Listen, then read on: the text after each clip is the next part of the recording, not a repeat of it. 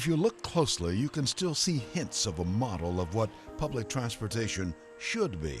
Ohio led the way in interurban rail service in the first half of the 20th century.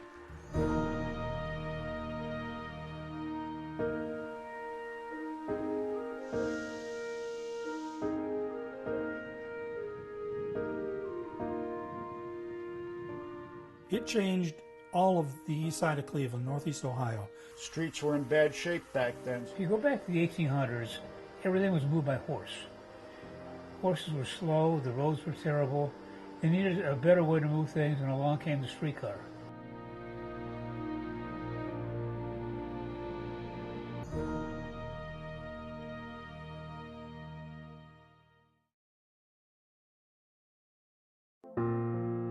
According to the Institute of Electrical and Electronics Engineers, on July 27, 1884, the first public electric street railroad went into use in East Cleveland, Ohio. The converted horse-drawn streetcar, propelled by an arc light dynamo designed by Charles Brush, traveled on 1.5 miles of track and was an immediate success. Despite the accomplishment, it only lasted a little over a year, because the streets were being torn up for sewers, but was long enough to predict the end of the horse era.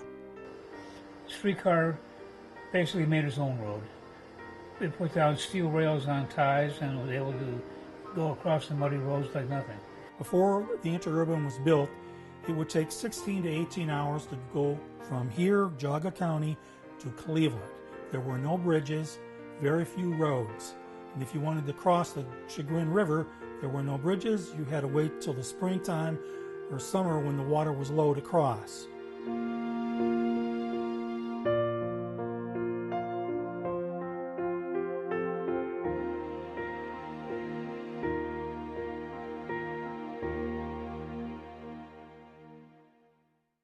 In the first years of the 20th century, Cleveland emerged as one of the foremost centers for interurbans. The gentle landscape along the lake and closely spaced towns made a perfect location for the streetcars. This was the railroad yard of the Cleveland and Eastern. You will see a number of at least 4 different tracks. This building was in operation from June 1900 until about October, when there was a major fire. The building burned down. Dan Rager has written 4 books, with more to come on the interurbans. He gives tours and presentations on the streetcars, describing the history of the interurbans, including the city of Cleveland. The Everett and Moore did own that system. They built the powerhouse that is now an entertainment facility today, and that line operated until 1942. When the city of Cleveland took it over. Originally, there were many small independent lines in Cleveland, until Henry Everett came along as a street railway magnate. In 1893, he became president of Cleveland Electric Railway. In 1894, he joined into a partnership with Edward Moore, forming the Everett-Moore Syndicate. In 1895, they built the Akron, Bedford, and Cleveland Railway line. In 1899, he consolidated with the Akron Traction and Electric Company with 60 miles of track. The new company became the Northern Ohio Traction and Light Company. The Chagrin line was also owned by Everett and Moore. They built that. It was built first. They began construction in 1896. That was built 3 years before the Cleveland and Eastern. Henry A. Everett and Edward Moore became one of the biggest owners of interurbans. Once the interurban was built, you could go from Chardon to downtown Cleveland in 1 hour and 40 minutes. That was lightning speed in those days. This is an iron bridge, not steel. Iron process is very different. There were hundreds of these across the country during that time. This is the only remaining bridge left of this type. This bridge across the Chagrin River in Gates Mills was once part of the Cleveland and Eastern Maple Leaf Line. There are stories I have written about one-way cars, and one of them in particular was a coal car that got away in Chesterland coming down the hill Sunday morning, fully loaded, all by itself. And they said it was shaking the ground like thunder, and the whole church was shaking. Well, there was a sermon going on, and they thought that was the end of the world. And it came through here about 60 miles an hour. It eventually went across the street here and derailed in what is now the polo field. The Gates Mills stop was Stop 21 on the Maple Leaf Line. Back in the day, it was a blue-collar town. There were 3 factories here. One of them was a broom company across the street, and the rest were all farmers. This was farmland.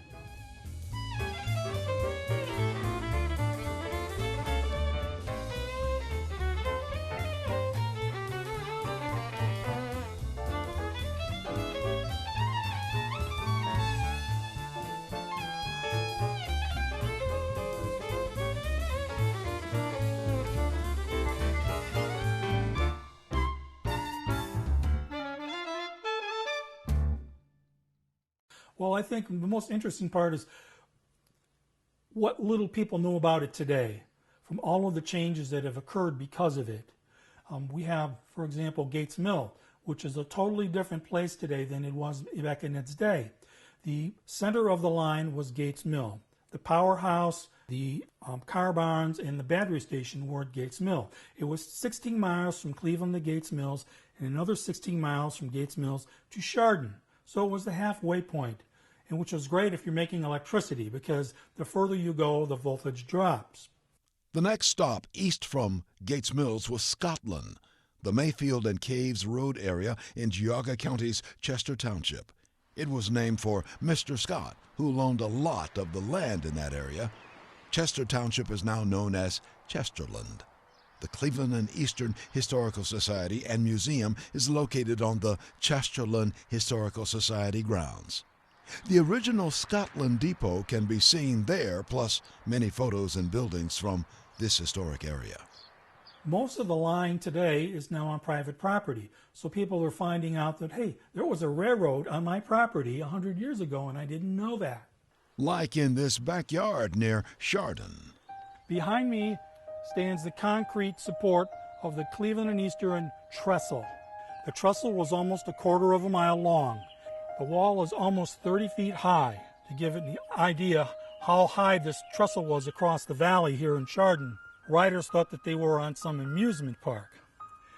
Behind this wall is filled with slag, and all of that slag came from the Cleveland steel mills that was hauled out here. 1913, they decided to fill in the whole trestle with slag. 1920, the entire trestle went up in flames, and it burned for almost 5 years. Freight was very important. Farmers up to this time, if they wanted to sell their products, particularly milk, cheese, or corn, etc., they had to go to Chardon and put it on the B&O. The B&O went all the way to Warren. That was the nearest major city. Once the Interurban came in, they shipped milk twice a day. There was a car called Geauga that was the milk car, and it made 2 trips a day, 2,000 gallons of milk per day, 7 days a week. Now the farmers could take their milk cans to the corner and have the streetcars haul them to Cleveland.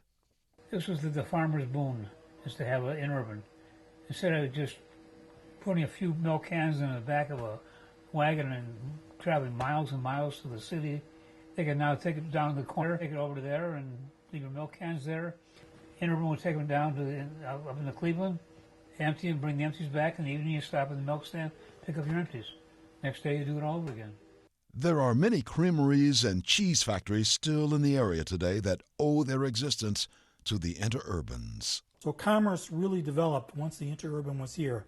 There were very few people living out here during that time. Most people were farmers.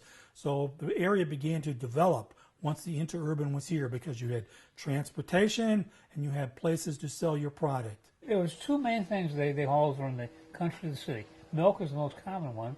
They also hauled a lot of hay. There were a lot of horses up in that city that needed the hay. That was their second primary farm product that they hauled up there. The city of Cleveland started to reap the benefits of having access to rural northeastern Ohio, making Cleveland a central location for the Interurbans. As the streetcar lines developed, they started saying, well, geez, I can connect my streetcar line with your streetcar line over here. The next thing, you got a small line between 2 cities. That's an interurban. interurbans grew. They merged together, and they ended up with 5 major ones running out of Cleveland. They carried passengers, they carried freight.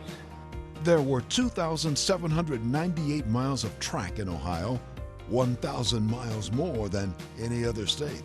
If your town had a population of 5,000 or more, the interurban system would reach out to your area. There were nearly 100 individual streetcar lines run by a small number of companies.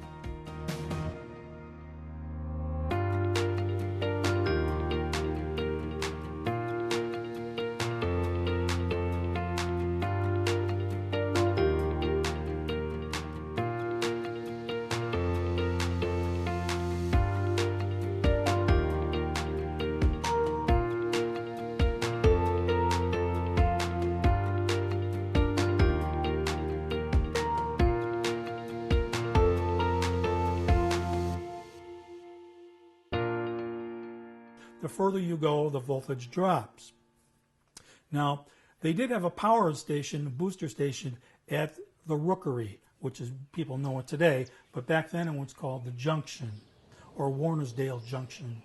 That's a very fascinating area that I think people really need to visit today, is the Rookery, because our history really began from that area where the road split coming out of Cleveland. It went north to Chardon, and then south, Burton, and then Middlefield. The interurbans were not only used for freight and passengers, the Chagrin Line was used for excursions. They would put people in gondola cars with seats and have a giant searchlight in the front, and at nighttime they would light up the hills. And it was sort of like being at a movie theater, only it was real life. They did this during the summertime. That had to be a spectacular experience. The Chagrin Line, that line ran due east all the way to Garrettsville. The Middlefield branch of the Chagrin Falls line was taken out in 1906. It came out early. Then the branch from Troy Station all the way to Chagrin was taken out in 1916. There were a number of reasons. One, there wasn't a lot of ridership because no one lived out there. Secondly, there wasn't a lot of electricity. They didn't have a booster station. So cars that made it all the way to Garrettsville had a hard time many days getting up the hill in Garrettsville. They had contracted a farmer who had a team of horses to pull the interurban car out of Garrettsville to the top of the hill. So they needed a power station. That never occurred.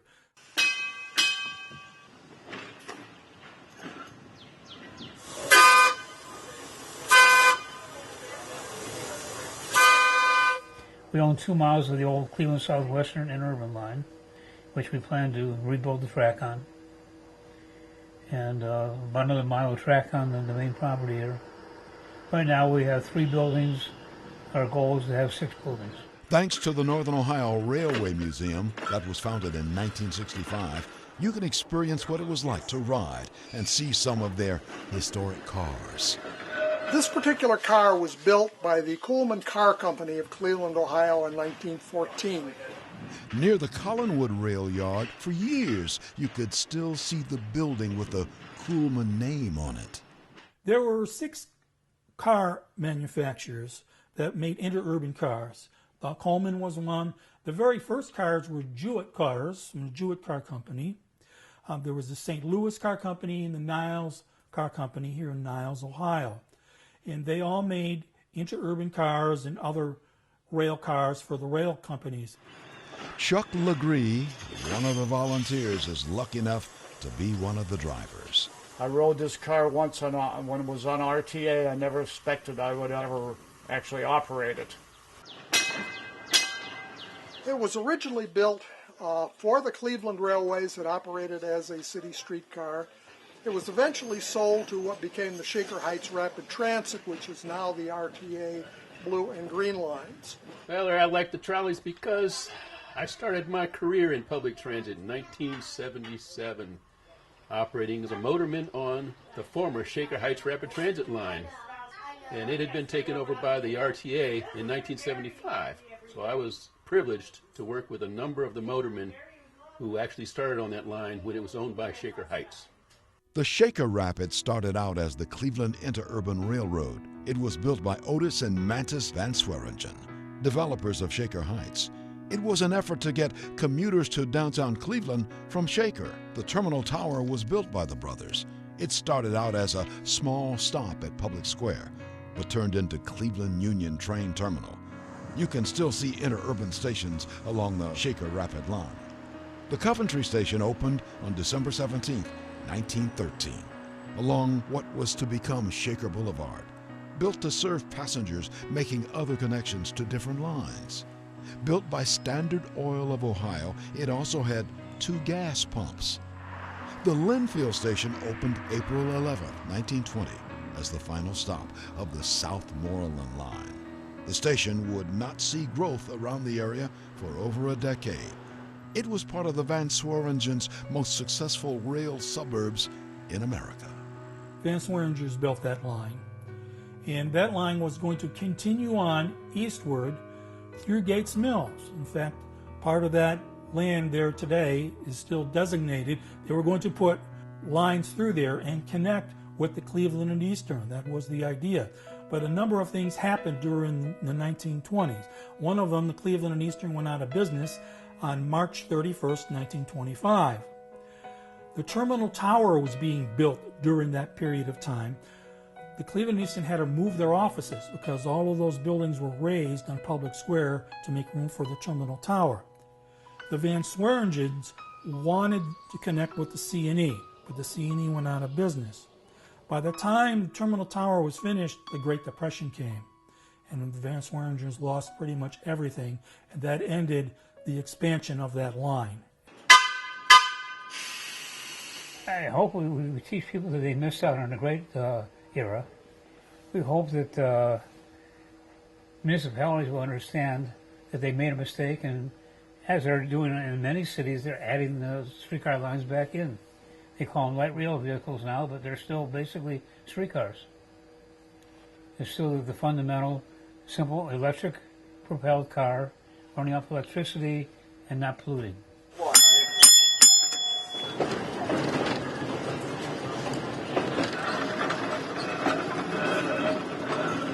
you love trains? Yeah, love trains and love history.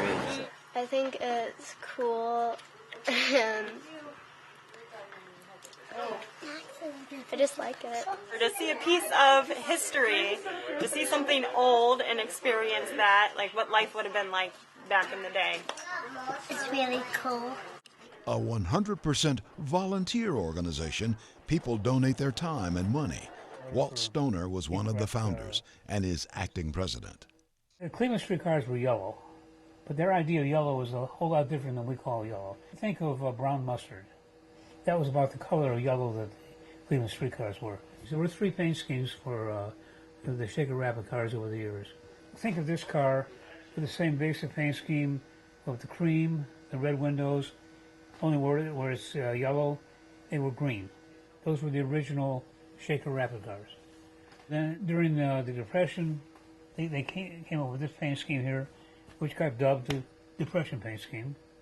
And in later years, they got too complicated, so they just simply did a yellow band, bright yellow band, with gray above and below.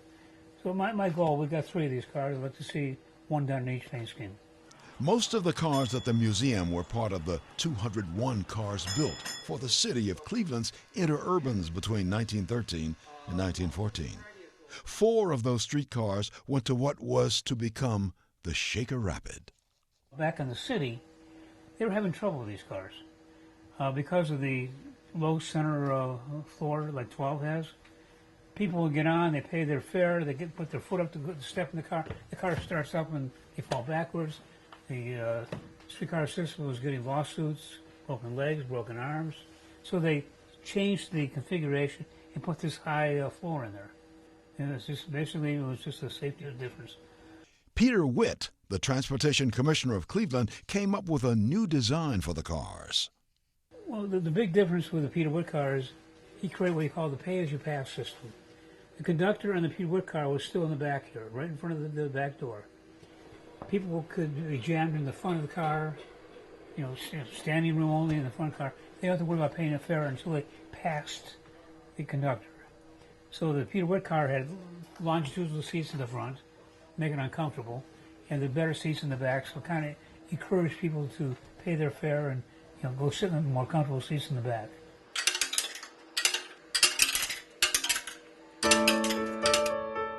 In the early 1900s, you could just about get anywhere on the interurbans. Transportation back then connected everyone.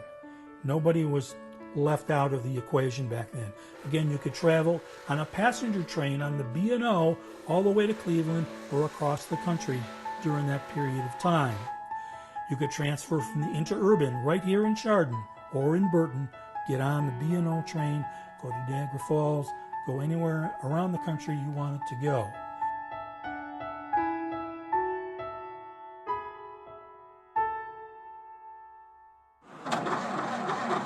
But then the next mode of transportation came along, and that was the automobile. That kind of ended the success of the interurban. 1920, interurban was king. 1930, it was being scrapped. The nation changed. Everything changes. The trolleys really weren't able to keep up in terms of maintenance and safety.